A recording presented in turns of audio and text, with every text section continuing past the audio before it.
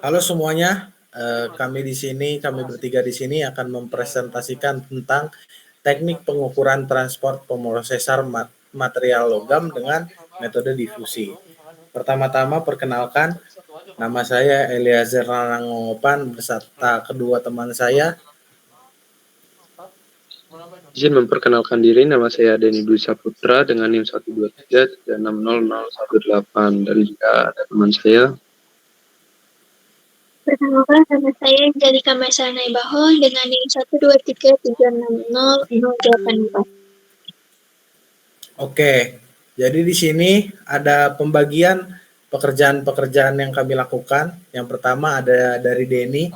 Denny sendiri bertugas untuk mencari materi, lalu submit tugas kepada dosen dan juga sebagai ketua kelompok. Selanjutnya yang kedua ada Angel. Angel di sini bertugas untuk mencari materi, lalu mengedit video dan juga mengupload video ke kanal YouTube. Terakhir ada saya sendiri. Saya di sini bertugas untuk mencari materi, yang kedua untuk editing PowerPoint, dan yang terakhir sebagai moderator. Selanjutnya kita masuk ke dalam materi yang akan dibawakan oleh teman saya. Dipersilahkan. Yang pertama yaitu pendahuluan terlebih dahulu. Difusi merupakan proses perpindahan partikel zat dari suatu daerah dengan konsentrasi yang tinggi ke suatu daerah dengan konsentrasi rendah secara pasif. Pasif di sini maksudnya proses difusi ini atau perpindahan dari konsentrasi tinggi ke konsentrasi rendah ini tidak memerlukan energi. Fenomena difusi ini dapat terjadi karena adanya gerakan acak yang terjadi pada molekul sehingga menyebabkan penyebaran zat hingga mencapai kesetimbangan konsentrasi. Next. Proses mekanisme difusi itu ada 4, terbagi menjadi 4, yaitu self-diffusion, interdiffusion, interstitial diffusion, dan yang terakhir itu ada vakansi diffusion. Di sini kami akan membahas satu persatu dari 4 proses mekanisme difusi pada logam. Yang pertama yaitu ada self-diffusion, di mana self-diffusion sendiri memiliki pengertian sebagai proses di mana atom-atom dari jenis yang sama berpindah tempat di dalam material tanpa adanya gradien konsentrasi atau perbedaan jenis atom. Contohnya itu seperti atom besi atau Fe yang bergerak di dalam kisi kristal besi. Self-diffusion biasanya diukur menggunakan isotop radioaktif atau isotop stabil sebagai pelacak atau bisa juga disebut sebagai tracker. Dalam teknik pengukuran, isotop dari unsur yang sama dimasukkan ke permukaan material. Lalu setelah pemanasan, distribusi isotop diukur dengan teknik seperti secondary ion mass spectrometry, SIMS atau autoradiografi.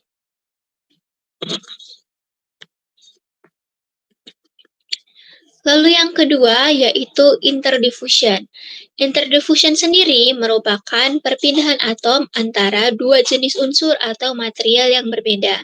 Misalnya antara logam A dan logam B pada antarmuka mereka.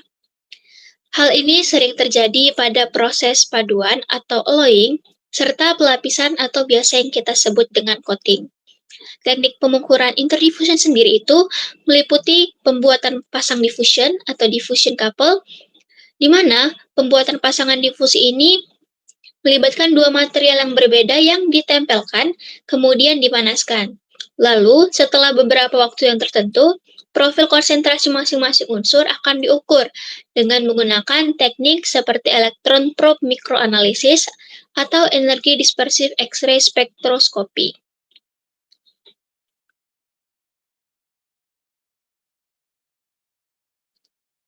Lalu yang berikutnya, yang ketiga, ada interstitial diffusion, di mana interstitial diffusion ini terjadi ketika atom-atom kecil, contohnya seperti hidrogen, karbon, atau nitrogen, bergerak melalui ruang kosong atau biasa disebut sebagai interstitial seats di antara atom-atom utama dalam kisi kristal. Hal ini sangat penting pada baja di mana atom karbon berdifusi melalui kisi yang ada pada besi.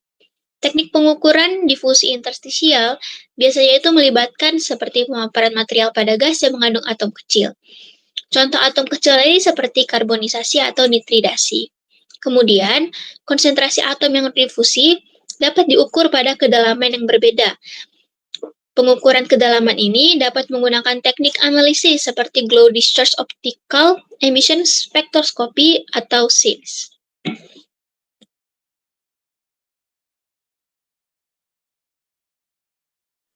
Oke, selanjutnya ada vakansi diffusion, di mana vakansi diffusion adalah sebuah perpindahan atau melalui mekanisme perpindahan ke posisi kosong dalam kisi kristal.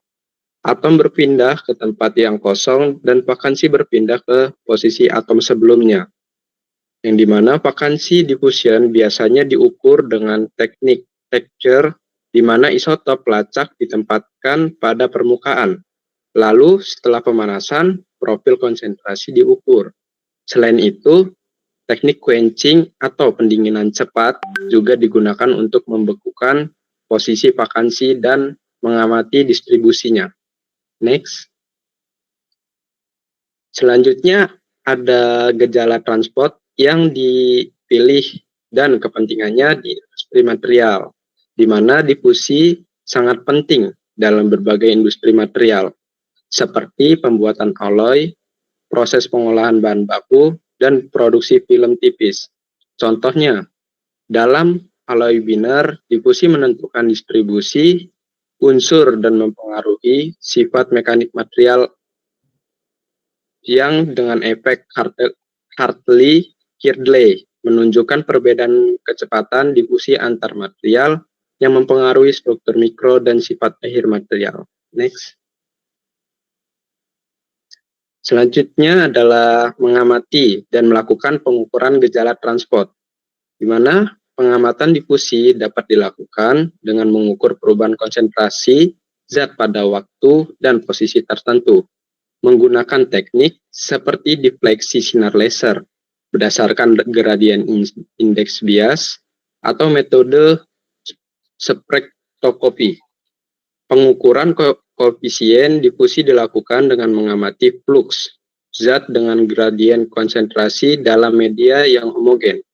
Pengamatan difusi dengan teknik defleksi sinar laser dilakukan dengan cara memancarkan sinar laser melalui medium yang mengalami proses difusi. Misalnya, dua larutan dengan konsentrasi yang berbeda, yang saling bersentuhan.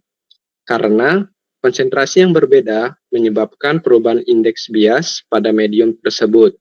Sinar laser yang melewati batas antar larutan akan mengalami pembelokan atau biasa disebut defleksi akibat perbedaan indeks bias. Secara praktis, sinar laser diarahkan ke sel difusi yang berisi dua larutan berbeda konsentrasinya. Saat molekul dari larutan dengan konsentrasi tinggi berdifusi ke larutan dengan konsentrasi yang lebih rendah, di mana gradien indeks bias akan terbentuk pada daerah perbatasannya. Perubahan indeks bias ini menyebabkan sinar laser akan membelok, dan besarannya pembelokan tersebut diukur menggunakan layar dan alat pengukur posisi. Dengan data sudut defleksi sinar laser, gradien indeks bias dapat dihitung, yang nantinya akan digunakan untuk menentukan koefisien difusi berdasarkan hukum Fick. Dengan kata lain, teknik defleksi sinar laser ini memanfaatkan perubahan optik pada medium akibat difusi untuk mengamati dan mengukur proses perpindahan zat secara non-invasif dan akurat. Lalu pengukuran flux zat dan gradien konsentrasi yang diperoleh dari defleksi ini memungkinkan penentu koefisien difusi dalam media homogen.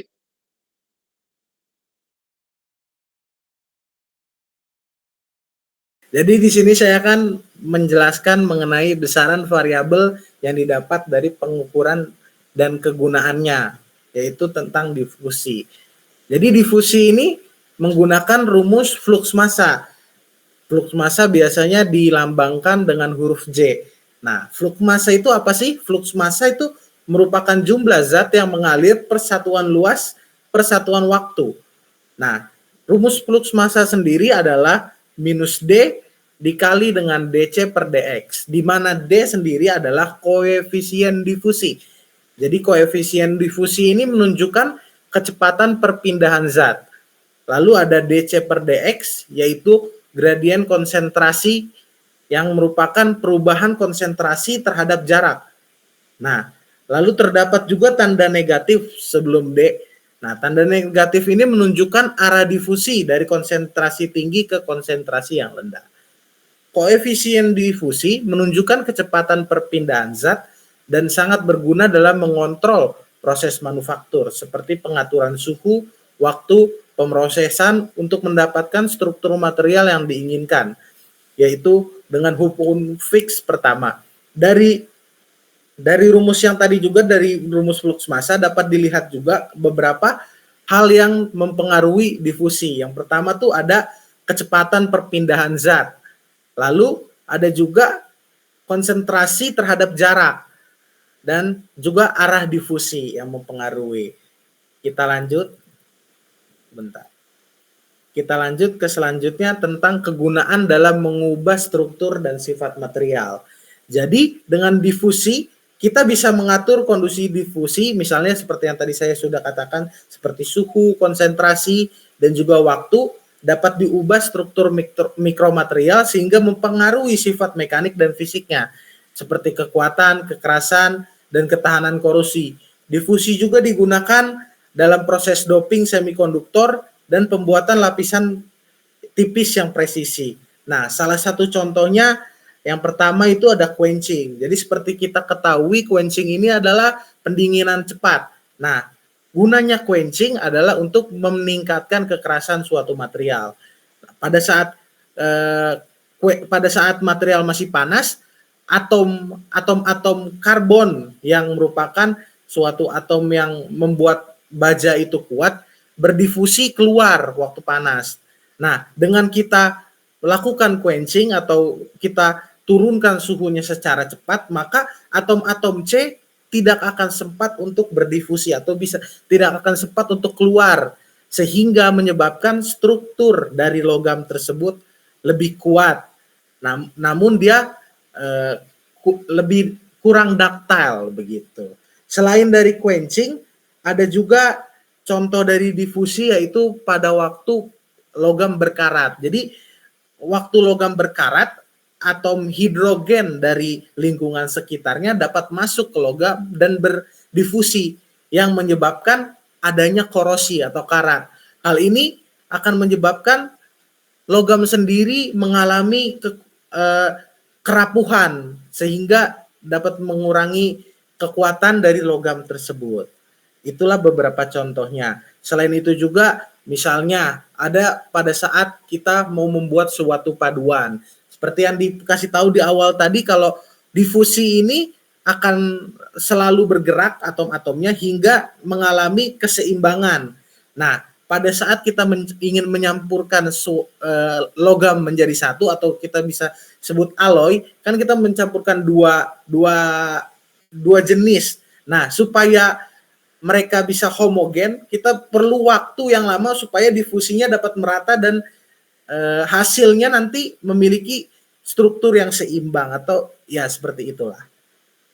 Oke, dari presentasi yang sudah kami lakukan dapat kita tarik beberapa kesimpulan. Yang pertama adalah difusi adalah proses transport pasif penting dalam industri material. Seperti yang tadi kita sudah dengar bahwa difusi sendiri dapat mempengaruhi sifat mekanik pada suatu material. Sehingga ini merupakan proses yang sangat penting lah. Yang kedua, pengukuran difusi melibatkan koefisien difusi dan flux zat. Seperti yang tadi sudah saya katakan mengenai rumus J sendiri. Yang ketiga, kontrol difusi memungkinkan modifikasi struktur dan sifat material sesuai kebutuhan industri. Contohnya yang sudah saya katakan seperti quenching tadi. Jadi dengan quenching kita bisa meningkatkan kekuatan dari logam itu sendiri. Yang keempat dan terakhir yaitu pemahaman difusi membantu meningkatkan efisiensi dan kualitas produk material. Nah, itu juga berkaitan dengan poin ketiga tadi.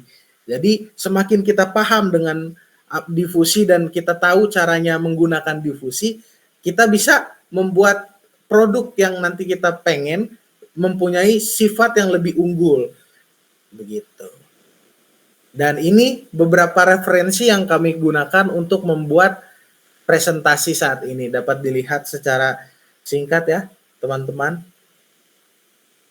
Next. Nah, itu saja yang dapat kami sampaikan. Kurang lebihnya mohon maaf. Kami juga berterima kasih kepada Pak Bambang sebagai dosen pengampu yang sudah memberikan kami waktu dan juga sudah mengajar kami selama 1 semester ini. Terima kasih Bapak. Itu saja dari kami. Terima kasih semuanya. Kami pamit undur diri.